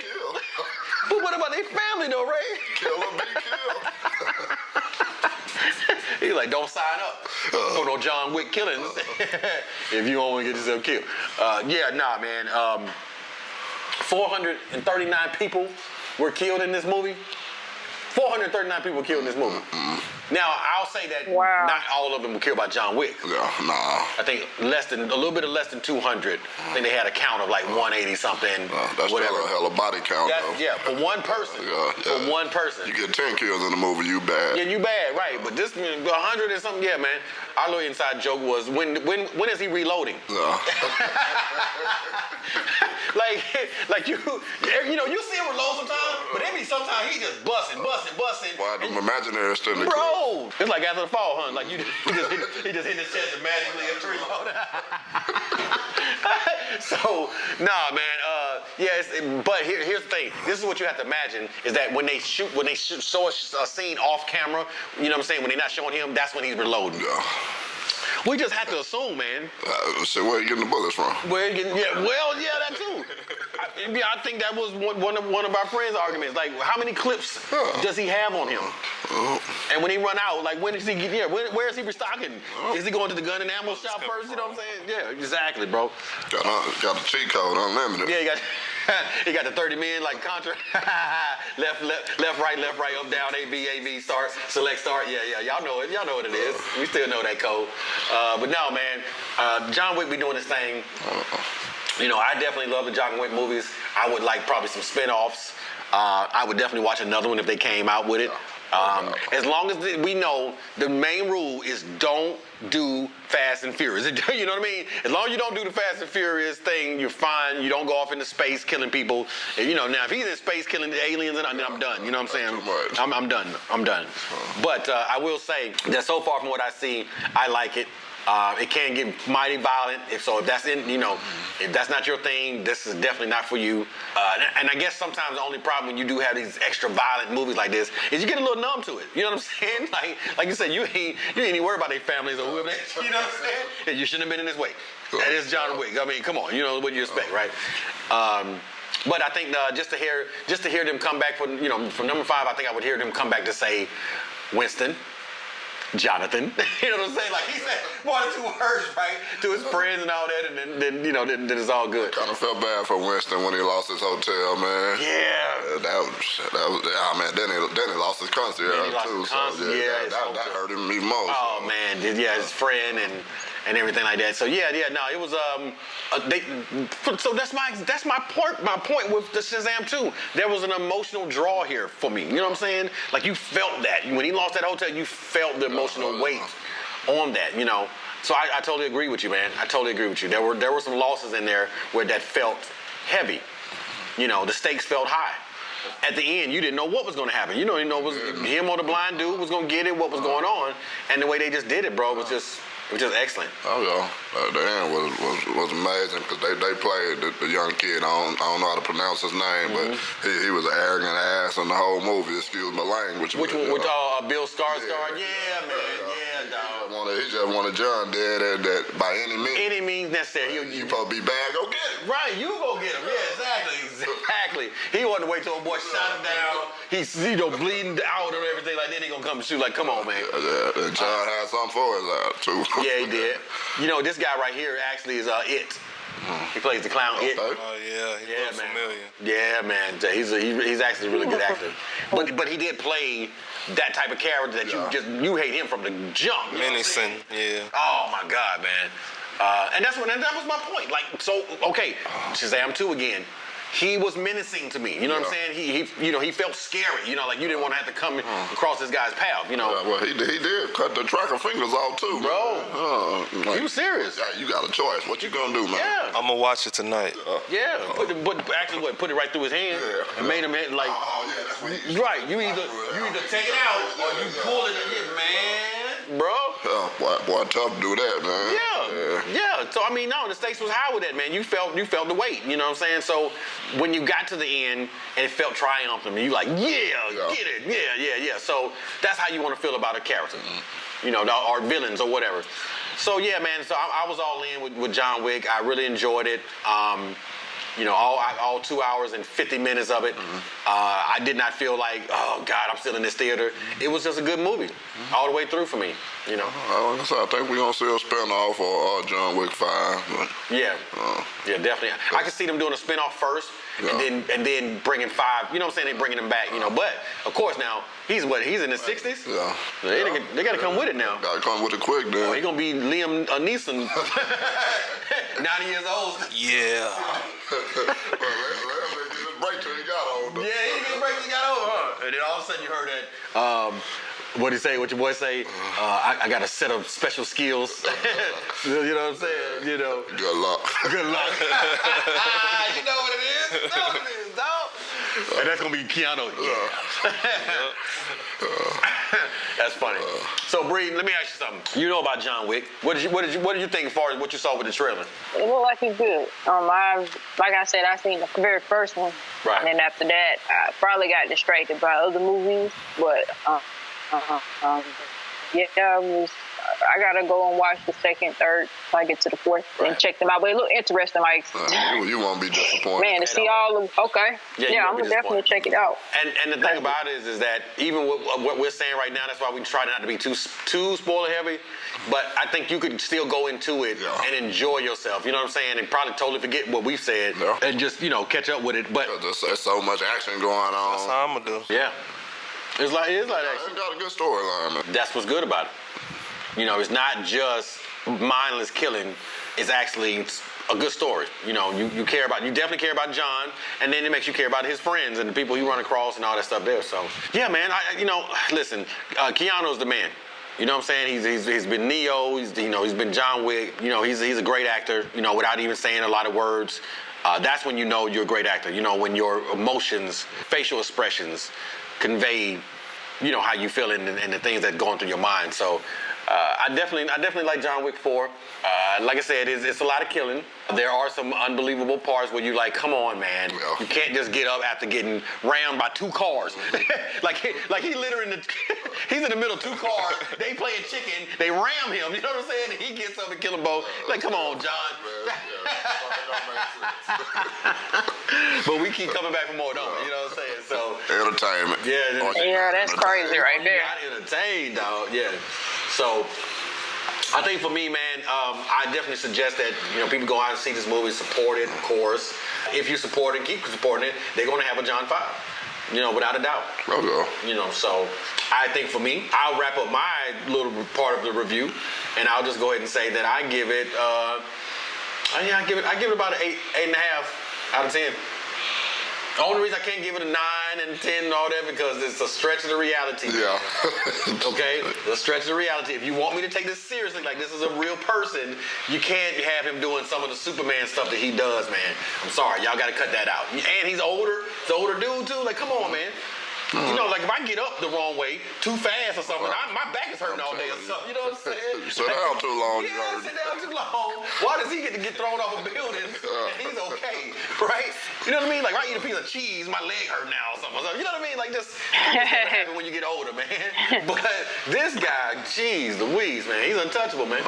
Well, for me, man, because I was entertained from start to finish, man. Right. It's hard for me to rate it below a 10, man, because the movie had me. Yeah, it had me. 10 out of 10?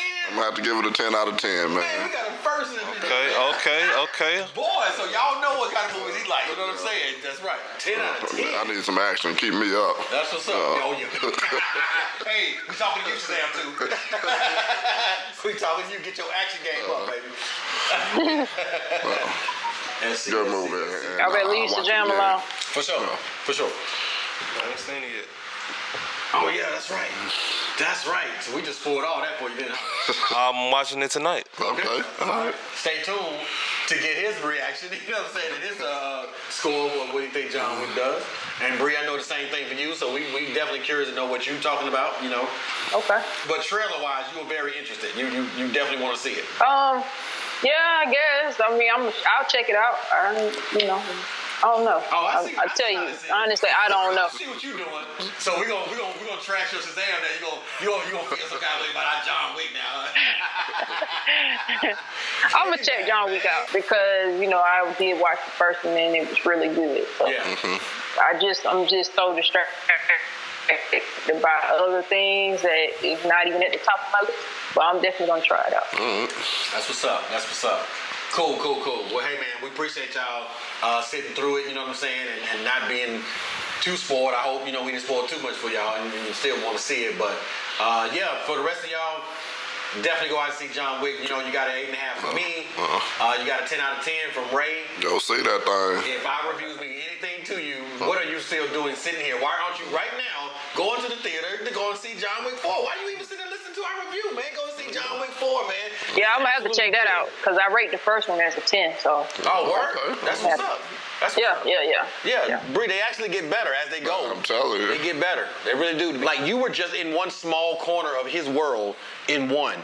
Once you get into 2, the world opens up, man. Like, he's across the globe doing that same stuff, and it's absolutely amazing. I like his movies, so I'm definitely trying. I'll definitely give it a chance. Yeah. I mean, listen. You said that. I had somebody tell me because they didn't like Speed. You know, they wasn't gonna watch John Wick. What? Speed? For real? You know how long ago Speed was, man? Come on, bro. Man. That's when I tell people they gotta open their mind. I know everybody is not gonna like everything. At the same time, keep your mind open, bro. Right. Speed is so old. I'm telling you. It's called slow now. You know what I'm saying? It ain't even called Speed no more. It's like, come on, man. The movie is like 30 years old. Yeah. You gotta be kidding me. Nah, man. Listen, absolute great movie. To me, he's been Neo, John Wick, and he's Johnny Utah for me. And if y'all know who Johnny Utah is, I mean, that's Point Break, man. That's one. You know what I'm saying? You know, when he jumped. Surfers movie? That's a surfer movie. When he jumped out of the airplane without a parachute. You can't get no harder than that, man. Come on, man. Let's go. But look, they already got billboards for John Wick 5. No doubt. But yeah. So guys, listen.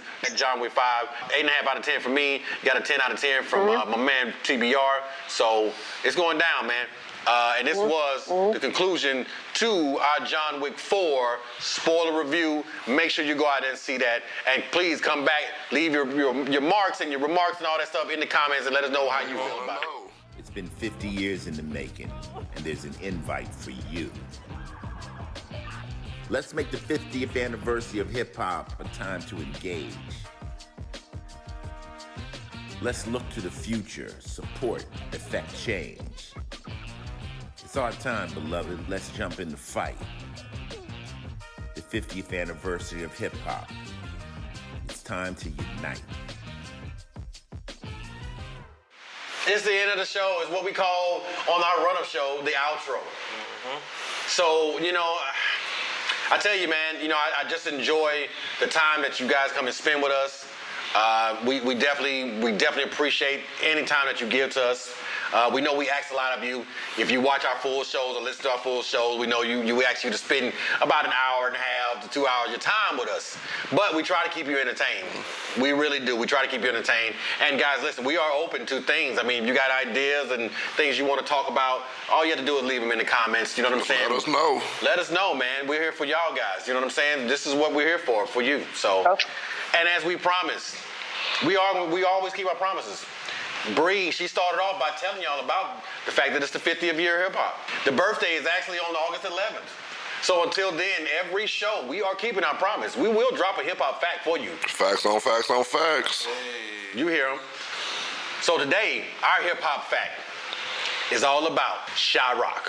And the reason why we're doing this is because as we wrap up the March month, International Women's History Month, we're going to end it with Chirac. And why are we ending it with Chirac? Because Chirac is the first female MC rapper of hip-hop culture on wax or record on vinyl from its inception in the 1970s. True pioneer. She began as a local B-girl, or, as some know, a breakdancer. In the earliest days of South Bronx hip-hop scene and culture in the 1970s. Man. Long time ago. It was a long time. Yeah. It was a long time. The Funky Four plus one, Chirac being the plus one, had their first significant hit with the 12-inch single, Rappin' and Rockin' the House on Sugar Hill Records. And I think, as you said, man, there's a lot of artists came out of Sugar Hill. There was so many artists, they had to name it the Sugar Hill Game and a Sugar Hill song, and everything was Sugar Hill, right? As well as the joint, was the song That's the Joint. And if y'all know, listen, I listen to Rock the Bell's radio station, and her and Grandmaster Cash, they actually have a segment on there called That's the Joint, where they come together and they talk about, you know what I'm saying, some of the old school stuff, some of the new school stuff, you know, keeping you up on what's going on in hip hop now. And it's so befitting because they are two pioneers that actually get to talk about the thing that they helped create, you know what I mean? So I think it's just one of the coolest things. But That's the Joint actually appeared both on national television, well, that and Rappin' and Rockin' the House. As an early pioneer affiliated with the Zulu Nation, MC Chirac inspired a style of rapping emulated and made notable by Run DMC called the Echo Chamber. On August 4th, 2009, Chirac was presented an award for Women in Hip Hop All-Female Rapathon and All-Pioneer Luminary MC Award presented by the Hip Hop Cultural Center of Harlem. Okay, let's give it up for good MC stuff. Chirac. Listen, Sha-Rock, you just here to hang out. We want to thank you for the things that you've done for hip hop, because it's not just for women. You've opened the door for men as well. You've opened it up for all people wanting to do hip hop, whether they was break dancers, whether they was graffiti artists, any of that. You know what I'm saying? You helped pave that way for that, and so we want you to know that we definitely appreciate everything that you have done, and please continue to do as much as you can for hip hop, because we need you pioneers, we need you OGs to continue to help steer this thing in the right direction. As you guys get older and your minds develop more and things that you're able to pass down to us, because as you know, some of us didn't have fathers or mothers or family at all to teach us anything. All we had was this hip hop thing, you know what I mean? And hip hop was our CNN, it was our internet before you had the internet. You understand what I'm saying? So please keep bringing that to us. And Sha-Rock, we really appreciate you, and we love the fact that you are our last hip hop fact for the month of March, and a woman who made history and now is renowned and synonymous with this thing that we call hip hop. So Sha-Rock, we love you. Keep doing your thing. And for all you guys that joined us, as we said, we're going to drop stuff on you. So I'm pretty sure there are some of you didn't even know there was a Sha-Rock, and there was a Funky 4+1, and there was a Sugar Hill Records, and all the stuff that we always dropping on y'all, man. You know what I'm saying? So just please come in and just come and rock with us, because we always going to teach you something, baby. You're always going to learn something here at the Hangout. And you might be noticing, like, wait a minute, I'm kind of used to hearing 5 voices in there. It's usually the Jackson 5. Where's Michael? Where's Michael? Well, just so y'all know, Michael is feeling a little bit under the weather. Now, if you have been keeping up with our podcast, you might have noticed that I got it off my chest. And the fact that I got it off my chest, the allergy, I put it on his chest.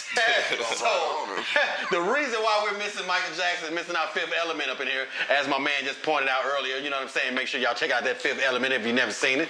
But the reason we're missing our Fifth Element is because, as we told him, there is no escaping the wrath of Austin, Texas, when it comes to ragweed and cedar and all that stuff there. Did we not tell him, bro? We told him. Well, we even asked him, what makes you so special? Hey, he said my immune system's strong. He said his immune system I think y'all He jinxed said he gave up his firstborn. He said everything. And guess what? None of that worked. That thing jumped up on him. It jumped up on him, man. And we told him, man. We told him, bro. It's gonna get you. It's gonna get you. Alice gonna get you. Yes, sir. It's gonna get you. We said the only symptom, the only y'all jinxed the man. Is what? That local honey. That local honey, man. From the farmer's market. That's right. The only place. Man, go get that, X. Go get it, man. We want you back. We want you back, X. We need you back, dog. So if you're listening right now, matter of fact, if you don't have enough pollen in your ears and you can actually hear us right now, then please go get that local honey at your farmer's market, man. You know what I'm saying? So, but we definitely could not get out of here without shouting out somebody that's very important to us and who's a very integral part of this thing that we call the Hangout. So, X, hey, man, we love you, bro. And you already know we're going to dap you up 2 times with the chest hit, boom, you know what I mean, one behind the ear, and then snap and all that stuff there to you, man. You know we love you, bro. So get well soon, and we'll see you on the next episode, y'all. And welcome to Austin, baby. Welcome to Austin! I told y'all, I think y'all got him. Deuces, y'all. We love y'all. Peace. Peace.